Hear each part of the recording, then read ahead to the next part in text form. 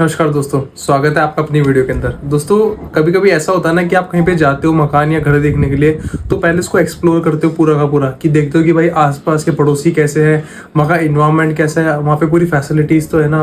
But ठीक ऐसा incident हुआ चेन्नई के अंदर। चेन्नई के अंदर एक ऐसी बिल्डिंग है जहाँ कहा जाता है कि वहाँ से पास में से 6 बजे के बाद में लोग बाग निकलते नहीं है। पता नहीं वहाँ की क्या चीज़ है क्या नहीं। बट पहले मैं आपको एक चीज़ को इन्फॉर्म कर दूँ कि ये स्टोरी रियल बेस पे है पूरी की पूरी। तो दोस्तों, कहानी स्टार्ट करते हैं बिना किसी देरी के, है कि अपन घर जाते हैं ना तो पूरा का पूरा देखते हैं। पर ये बात कबीर को नहीं पता थी। कबीर जो कि शिप के अंदर काम करता था, उसको क्या कहते हैं, उसकी रीअलोकेट होता रहता था वो बार बार हर जगह पे। ये उसी कंपनी थी जो शिप की थी।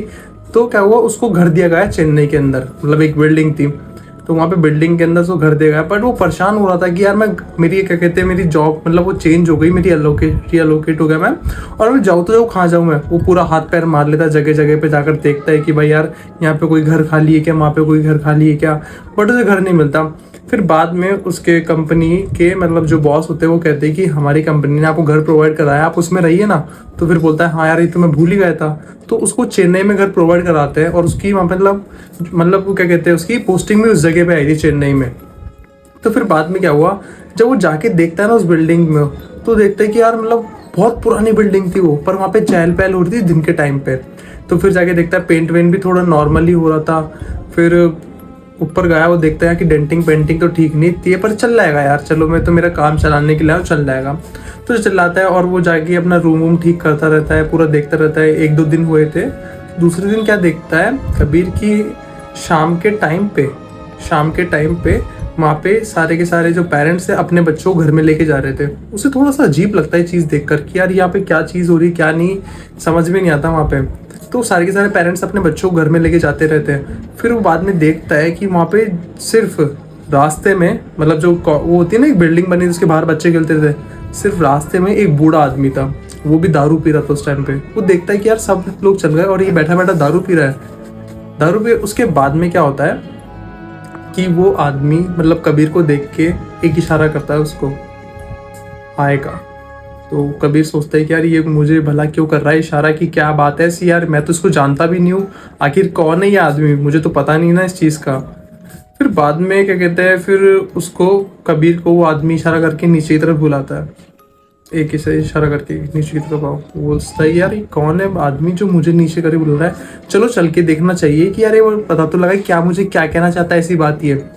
तो फिर जैसे अपने रूम का दरवाज़ा खोलता है, वो नीचे जाता रहता है, तो उसी वक्त दूसरे रूम में से पायल निकल के आती है।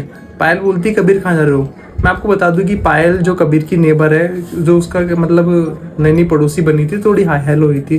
तो पायल कहती कबीर को कि आप नीचे कहाँ पे जा रहे हो। तो कबीर उसे पूरी बात बताते हैं कि नीचे की तरफ एक अंकल है, वो मुझे इशारा करके बता रहे हैं नीचे की तरफ आओ। तो पायल बोलती कौन से अंकल है, बताओ सही मुझे एक बार। तो वो जाती है ऊपर की तरफ और फिर कबीर की उसमें विंडो में से देखती है बाहर की तरफ, तो बोलता है कि यहाँ पे है अंकल। तो पायल बोलती है यहाँ पे तो मुझे कोई दिख रहा ही नहीं है, यहाँ पे तो बिल्कुल है ही नहीं कोई। तो कबीर सोचता है कि अभी अभी मुझे बुलाया था उन्होंने और अब पता नहीं शायद कहीं पे चल गए होंगे वो। तो फिर पायल कहती कि जिसे तुमने देखा था ना वो एक आत्मा थी। बोले आत्मा, बोले तुम्हें यहाँ के बारे में कुछ पता नहीं क्या, आपके क्या होता है। बोले मुझे इतना पता था कि यहाँ के लोग बाग डरते हैं, बट मुझे इतना नहीं पता था कि किस चीज़ से डरते हैं। तो फिर पायल उसे पूरी चीज़ बताती है कि 19वीं सेंचुरी की बात थी। एक पोर्चुगीज का आदमी आया हुआ था, उसका नाम था जॉन डी मोंटे। कहा जाता है कि जॉन डी मोंटे के नाम से पूरी कॉलोनी थी वो जब वहाँ से आया था ना, तो आते ही उसका व्यापार इतना चल रहा था, उसने बहुत सारी प्रॉपर्टीज़ ले ली थी और अच्छा खासा मुनाफा कमाया था उसके अंदर। फिर देखते ही देखते उसके साथ में उसकी वाइफ भी आई थी, उनका नाम था मैरी, और उनका 20 साल का लड़का भी था। तो थोड़े दिन बाद की बात क्या हुआ, जो जॉन डी मोंटे था ना, उनकी वाइफ की तबीयत खराब हो गई, मैरी की। उनके क्या कहते हैं, दिमाग का दौरा पड़ गया, दिमाग में कुछ प्रॉब्लम होने लग गई, फिर धीरे धीरे करके उनकी डेथ हो गई। बाद में क्या हुआ, फिर यही चीज़ सिचुएशन देखकर उनका जो बेटा था ना, इस सदमे को झेल नहीं पाया और उनकी साइलेंट अटैक से मौत हो गई। अब उस परिवार के अंदर बचा तो बचा एक जना था, वो कौन था, जॉन डी मोंटे। अब जॉन डी मोंटे को समझ में नहीं रहा जीने का मतलब कैसे जीव में जी रही हो। वो सारे दिन भर दारू पीता रहता, सुबह शाम मतलब दारू पीता रहता और रोता रहता, दारू पीता रहता रोता रहता। थोड़े टाइम बाद में जॉन डी मोंटे की भी मौत हो गई। फिर क्या हुआ, वहाँ की कॉलोनी पूरी शांत हो गई, थोड़ा ऐसे करके हो गया। फिर 1-2 महीने की बात थी, तो वहाँ पे कॉलोनी में क्या होने लगा, जब भी कोई फैमिली वाला अपने फैमिली के साथ में बैठता, मतलब बच्चों के साथ में या फिर अपनी वाइफ के साथ में, तो उसको बहुत जोर जोर से रोने की आवाज आती। फिर इसी कुछ कारण की वजह से उसी कॉलोनी के, मतलब उसी बिल्डिंग के अंदर कोई रहता नहीं था। सबने ये चीज़ नोटिस करी कि यार इस बिल्डिंग में तो ऐसी ऐसी चीज़ें, तो यहाँ पे रहने का क्या मतलब है जब बाद में अपन को परेशानी का सामना करना पड़ेगा। फिर जाते टाइम पे पायल कबीर को कहती है कि देखो यार, मैंने तुम्हें समझा दिया, किसी और के लिए नहीं बट तुम्हारे लिए कह रही हूँ कि है ना, तुमको नहीं जाना चाहिए, जैसे कि मैंने तुमको सारी की सारी बात बता दी। फिर कबीर भी उसकी बात मान के अपने रूम में चल जाता है और बैठ जाता है। कबीर के दिमाग में वही सारी बातें घूमती रहती है कि ना पायल ने कैसी कैसी करके सारी बातें बताई उसको, कैसे क्या हुआ। फिर थोड़ी देर बाद में कबीर का फ़ोन बजता है।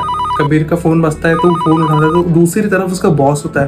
तो उसका बॉस कहता रहता है कि ये ना कि आजा ऑफिस में, कुछ है ना ग्लिच आ रही है, प्रॉब्लम हो रही है, तो उसको फेस करने के लिए तुझे यहाँ पे आना होगा। तो कैसे ना कैसे करके अपने बॉस को समझाता है कि सर मैं अभी नहीं आ सकता कुछ रीज़न की वजह से। पर उसका बॉस ने उसकी 1% भी नहीं मानी और उसे कहा कि तेरे को अभी आना है तो आना, ये मेरा ऑर्डर है। तो उसने फिर भी समझाया कि sir please try to understand, मैं नहीं आ सकता सर, प्लीज़ समझो ना। बोले मैं कुछ नहीं सुनूंगा, तेरे को आना पड़ेगा। वो कैसे ना कैसे करके वहाँ से बिल्डिंग में से चल आता है। फिर जब वो आ रहा था ना वहाँ से, जब बज रहे थे रात के 10-11, जब वो आता है तो देखता है बिल्डिंग में कि सब के सब घर बहुत सूने पड़े हुए थे एक तरीके से, और सभी घरों के बाहर लाइटें जल रही थी पर सारे घर के खिड़की दरवाजे बंद थे।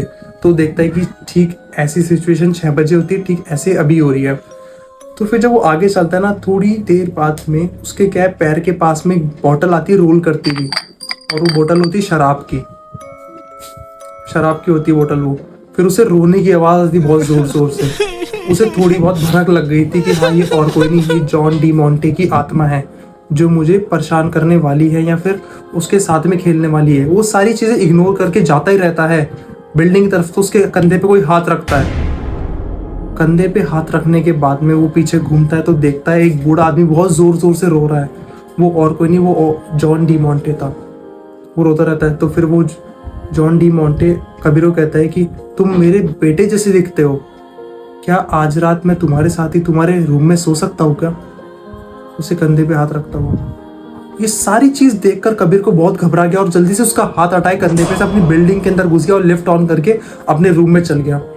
रूम में जाने के बाद में वो अपने कपड़े के सारे कपड़े पैक कर रहा, और ठीक उसी टाइम उसे पीछे से आवाज आती बरसात की। बहुत जोर जोर से बूंदें टपक रही थी, बहुत जोर से बिजलियां कड़क रही थी।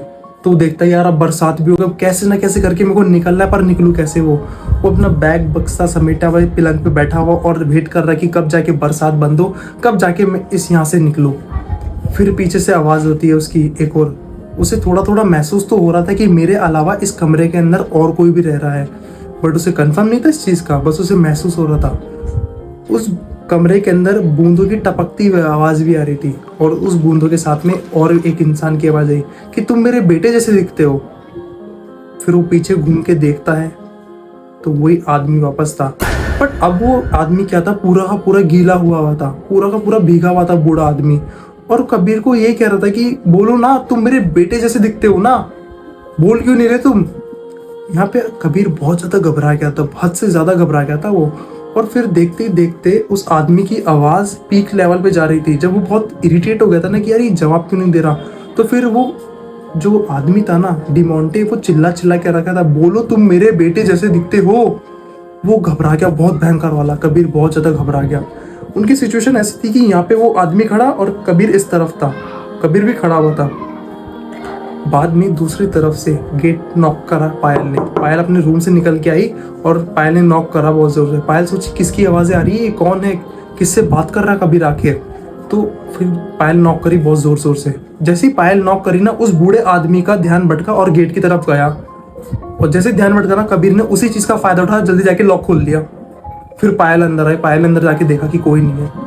फिर पायल को कबीर ने बैठाया, बोले यार ऐसी ऐसी चीज़ हुई यार। फिर पायल बोलती मुझे पहले ही पता लग गया था कि तुम्हारे रूम के अंदर ऐसी ऐसी चीज़ है, मुझे आवाज़ भी आ रही थी बट मैं कंफर्म करना चाहती थी। फिर बाद में पायल समझाती कि देखो तुमने यारी गलती करती, तुमने बाहर क्यों गए, तुमको मैंने मना किया था कि तुम बाहर क्यों गए, तुम्हारी बहुत बड़ी गलती थी। बोले हाँ यार मैंने, पर मेरा ऑफिस का भी काम पड़ गया था तो मैं क्या करता इस चीज़ को। फिर थोड़ी देर बाद में बरसात रुक गई और कबीर ने आधी रात को अपना बैग पैक किया और वहीं की वहीं निकल गया। कई जी कहते हैं ना कि मतलब ये जो बिल्डिंग्स होती है ना, यहाँ पे कुछ ना कुछ तो आत्माएं रहती है किसी ना किसी की, क्योंकि एक बार उनका मन आ जाता है ना किसी चीज़ पे कि उनकी अननेचुरल वे से मौत हो जाती है, कैसे न कैसे मतलब जो उनका परिवार रह जाता है या फिर कुछ, वो आपको कुछ कहना चाहती है। और मैं कहता हूँ कि हर आत्मा बुरा नहीं होती, बट मैंने ऐसे कब कहा कि हर आत्मा अच्छी भी होती है। अपन को इन चीज़ से सुनना चाहिए और देखना चाहिए कि हाँ यार, इनकी प्रॉब्लम मतलब खुद को इनकी जगह पर रखकर देखना चाहिए कि यार ये कौन सी चीज़ को फेस कैसे कर रही है, ना कि उनसे मतलब सामना करना चाहिए कि हाँ भाई तुम्हारी ऐसी तुम्हारी वैसी। नहीं यार, एक बार ध्यान से पूरी बात सुनो प्रॉपर तरीके से, बाद में कंक्लूजन निकलेगा इस चीज़ का, बाद में फिर डिस्कस करो इनसे। कैसे आपको स्टोरी कैसी लगी? अगर आपको स्टोरी अच्छी लगी ना, चैनल को लाइक करो, शेयर करो, सब्सक्राइब करो। धन्यवाद।